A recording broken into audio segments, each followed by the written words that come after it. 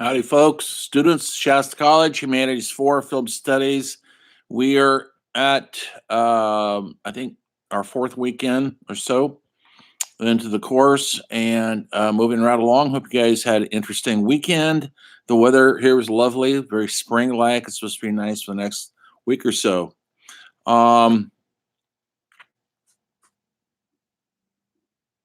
Today is February 22nd, 2021. And we're going to be talking about post-World War II. And I know we're post-World War II now, of course, but I'm talking about immediately after World War II, 1945 or so, and how cinema once again is ready for a big seismic shift into what is known as neo-realism. And the Italians essentially are given credit for that. And we're going to cover that today. Also, I want to ask you, because I know I've had some emails about the book, and the Chess College Library, not the library, I should say, but the bookstore, I guess, is having trouble getting this edition because guess what, folks? There's a new edition. Get either one. They're both fine. I bought the new edition on Amazon. I got it for $28, so you could buy it there also. You could rent it also. I don't know if I've asked the college to carry it. They're having a little trouble getting it for some reason, but it's out there. If I could find it and buy one and have it delivered to my house in 2 days, so can you. But the book, the major changes to the book are simple this. The original book, which came out in the 2000s, earlier 2000s, ends essentially right around 2000s. Doesn't go much further than that. And the new one goes up until about 2000. I was reading it last night. It's more current. It's not 2020, but it's very current, maybe 2018 or so. And because it's talking about streaming services and how film has changed and the new technologies, digital. The original edition has some of that information, but the new one has more of that information. How everything's gone digital and how things have changed. And so that's what the new edition is. Now, get either one, folks, because for the most of everything else is the same in it. So it doesn't matter which copy you get. Read chapter 5. That's where we are right now. Chapter 5. It's called The Devastation of War in a New Movie Language, 1945 to 1952. And this new realism that essentially the Italians are given credit for kickstarting started literally right after the war, but the actual war in Japan the Pacific was still going on. Hitler was dead, folks, in the bunker, but Germany kept fighting on for a couple more months after his demise, thinking they're going to somehow turn it around. Anyway, and so a filmmaker by the name of Roberto Rossellini directed a film called Rome Open City. And I'm going to post some clips for you guys to look at. Look for that on Canvas later on. And he filmed this movie when Germany was still occupied. I should say Italy was still occupied by Germany. In the beginning of the war, Italy and Germany were allies. They were part of the Allied forces against the rest of the world. And Mussolini and Hitler were good buddies. They were close. A lot of fascism that came out, Hitler copied, and even he copied the salute, the famous straight arm salute that came from the Italians. A lot of the influence of the Italian fascism Hitler used for himself. He brutalized it more. with the mass execution of not just Jews, but of artists, intellectuals, homosexuals, anybody who wasn't in lockstep with a Nazism, were put in concentration camps and either executed outright or slowly starved to death or were put in the ovens. And anyway, millions of people died under that regime, which we're still getting over to this day. But somewhere along the line, Italians lost their taste for fight and they rebelled against their beloved Mussolini, and they drug him out into the plaza and they hung him. And they also hung his mistress. And they let them hang in the plaza for several days as people came by and spit on them. That's right, folks. This is what happens to dictators. And it was not pretty. And so the Italians wanted nothing more to do with the war, and so they essentially quit. They were no longer allies of Hitler. And of course, what did good old Hitler do? He decides to occupy large parts of Italy with his troops. And all of a sudden, Italians went from being allies to the enemy. And filmmakers and writers and artists had to go underground, or Hitler would put you away, either in jail or concentration camp or just outright execute you. So it was a dangerous, dangerous, dangerous time to be a filmmaker. So making Rome Open City was a very brave thing to do. That's the power of cinema that I cannot stress further, how powerful cinema has been as a platform for speaking for our humanity. And so Rossellini made this film the best way he knew how. We're not talking Hollywood here, folks.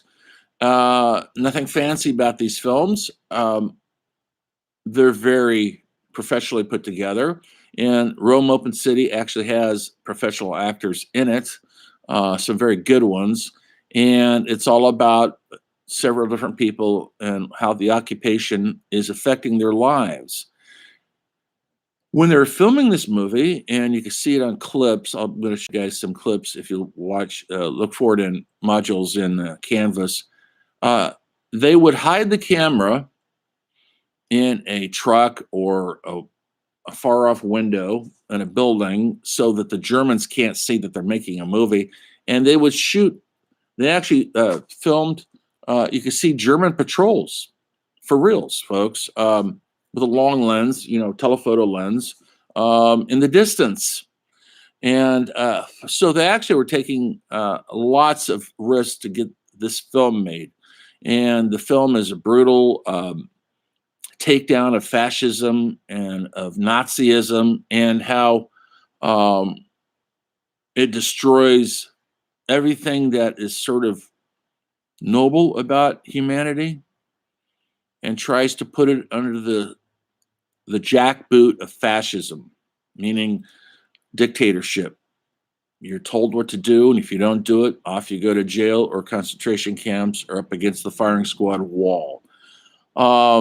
That's how fascism works and dictators work, folks. Nobody's making votes. Nobody's running for election. You don't get to have an opinion. And if you express an opinion that goes against the dictator, you were hauled off. This happens all the time during this dictator reigns. It happens right now in China. If you're a voice of dissension, you could be put in jail. In Russia, they constantly jail. They have huge protests in Russia recently, and they jailed 600 or 700 people a day or something just for simply protesting for the right of free speech. That goes against everything these totalitarian governments believe in. They don't want you to express your opinion. They don't want you to have freedom of speech. They want you to obey them and keep quiet and just go along. And so Italians didn't go along anymore. And in that documentary that follows the book, Story of Film, which I'll sign you guys, it's on Canopy. Hopefully you're seeing that. The chapter will be the same chapter as in the book, chapter 5. I'll post that also.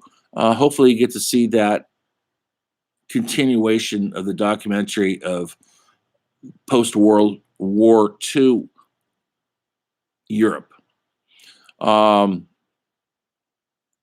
Italy was bombed by everybody. We Americans, British, Germany bombed it. So it was a bombed out country.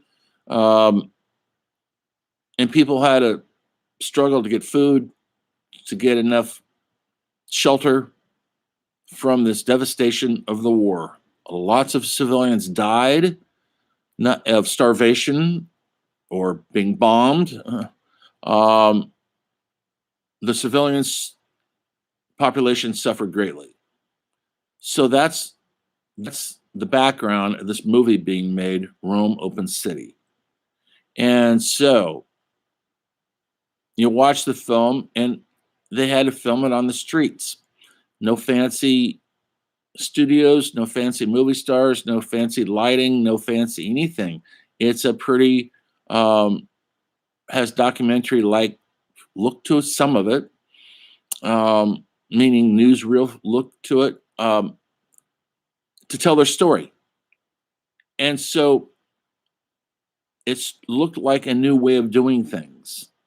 It made our Hollywood, it kind of put our Hollywood movies to shame because this looked real, folks. In fact, that's what they called it, the new realism. That's what realism, Italian for new. It was the new realism, and Hollywood perked up. So often Hollywood isn't the innovators. Other places are. France was an innovator, Britain early on, and we would take their innovations and put our money and our studios behind it. Well, that's what happened here. Another film that came out at this similar time, made in similar circumstances, was called The Bicycle Thieves. It is a famous film. It's as famous as Citizen Kane, and it's a must-see for anybody who is a cinephile. It was made by Victoria De Sica, who was a actor, and he acts in a lot of films over the years, and a movie director. And he made this movie right after the war ended in Rome, and about a guy who is struggling to support his child and his wife. There's no jobs, folks. There's no hardly any cars. Nobody has gasoline to run a car. And so finding a job is crucial for their survival, or they're simply going to starve to death, which happened a lot to thousands and thousands of people.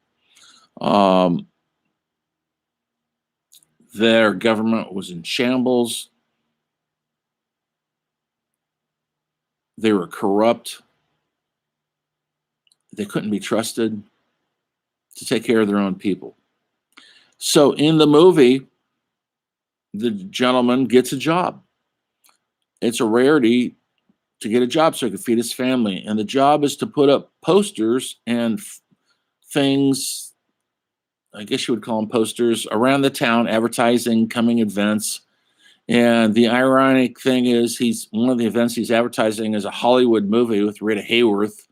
Here there in post-World War II Rome, where it's all blown up, everybody's starving to death, and there's lovely Rita up on the poster like it's life is glorious out in Hollywood, of course.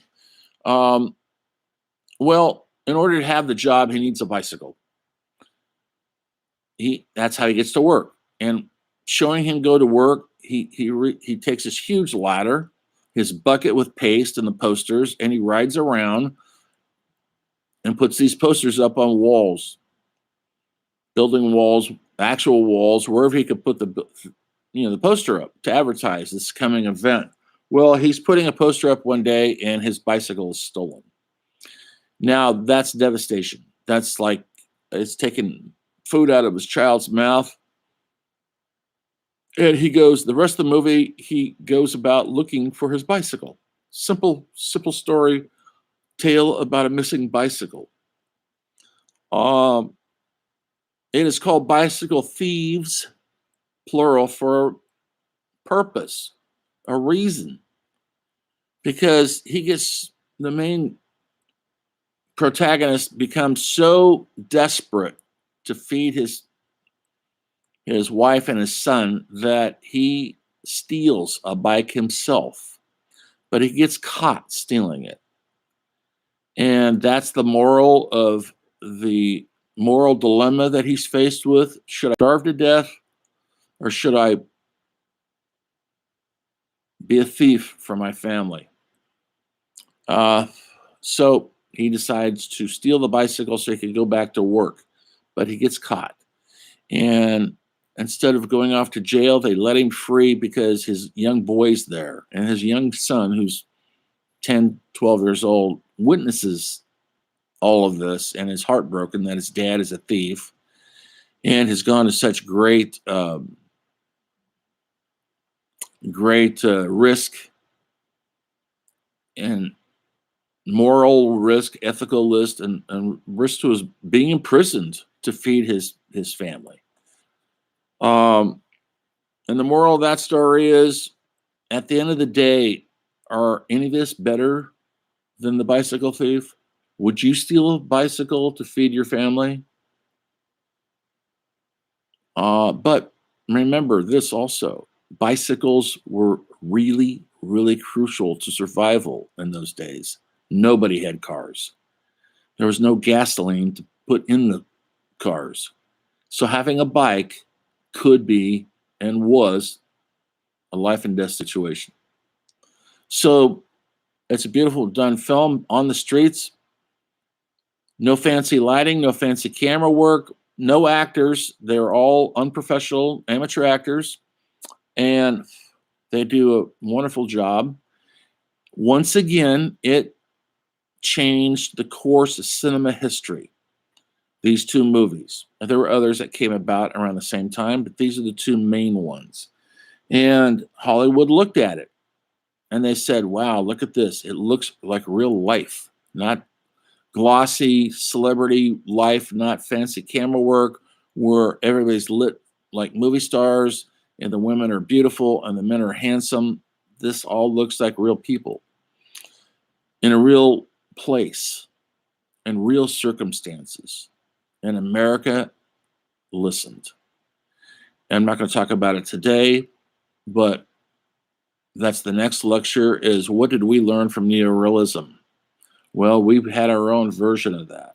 That's going to come out. Just to give you a hint, some of it would be film noir, they call it, which is a French term for dark film or black film, and a new realism in acting and directing and writing started showing itself with directors like Billy Wilder and Elie Kazan, and actors like Marlon Brando and James Dean. And all of a sudden, the neorealism Italian cinema came to America and came to Hollywood. But that's not today's lecture. So, Italian neorealism, check out the videos in Canvas, and you know where to go. You know how to do it now. Please look at those videos on both of those films. Read the chapter 5 in your book. You should have the book by now. I just looked online and they're for sale everywhere. Just because the Chess College Library doesn't have them doesn't mean you shouldn't have it.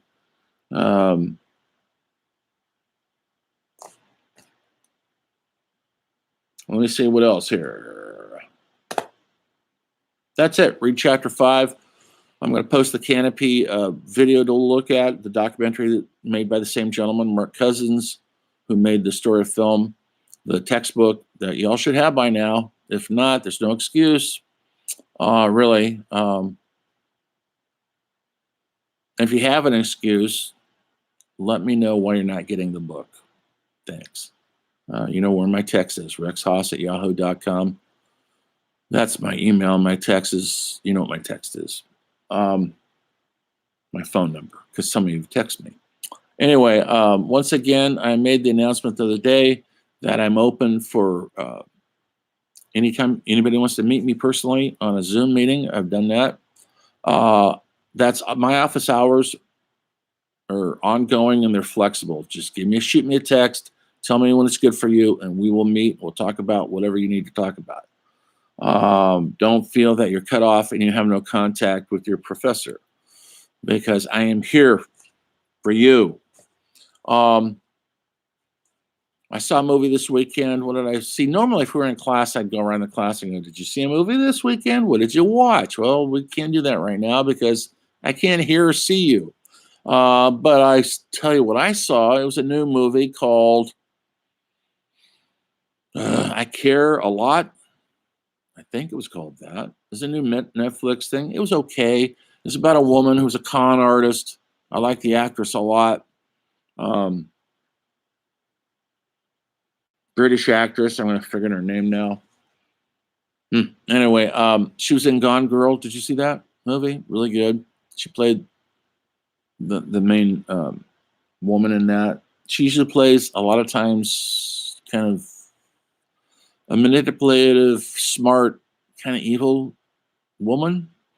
In this, she is a woman who wants to be filthy rich, and so she bilks senior citizens out of their funds under the pretense of taking care of them, and how that leads to a huge conflict with one of the senior citizens that she thinks she's taking care of. It turns out it's not what she thinks it is, and it's a clever script. Then it gets way too violent, and it's a smart script, but it's the violence that always turns me off when it gets when they're shooting guns off in a senior citizen home. You know, I don't know. I always think that's a Hollywood contrivance to get young, impressionable people to watch it because it looks cool or something, but it's not cool at all. Anyway, it was okay.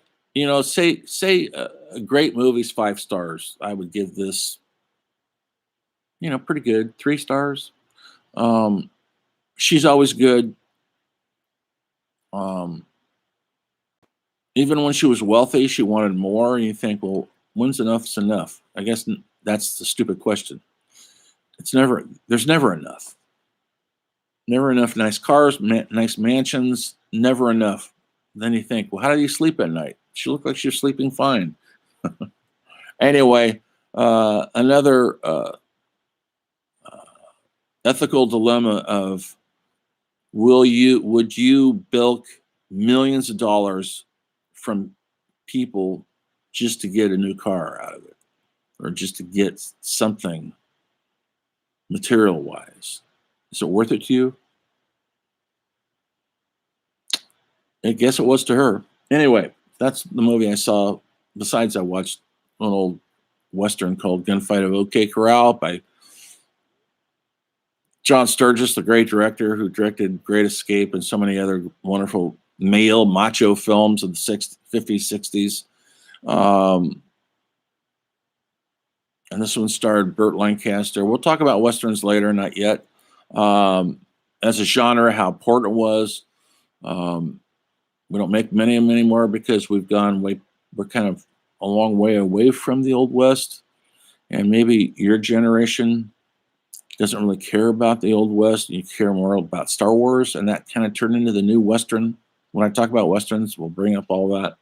Anyway, so I'm just now starting to grade your essays, so please have patience with those. It's an ongoing process. I'm not going to do an essay this week so you could breathe easy, but the next time I see you guys, I want you to start reading these chapters, and we'll probably have a discussion on these new films, these realistic films, and what's happening also in Asia, Japan especially, is people are starting to make films again. The war devastated all these places, except for Hollywood. And we kept cranking out the films, but these other countries could not. Now they're starting to ramp up again. And the part that is the brilliant thing about cinema is the powerful need and the crucial need to tell a story. And that's ongoing.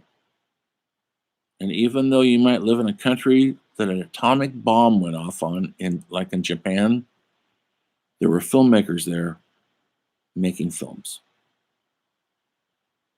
Anyway, remember, folks, everything is cinema. See you next time.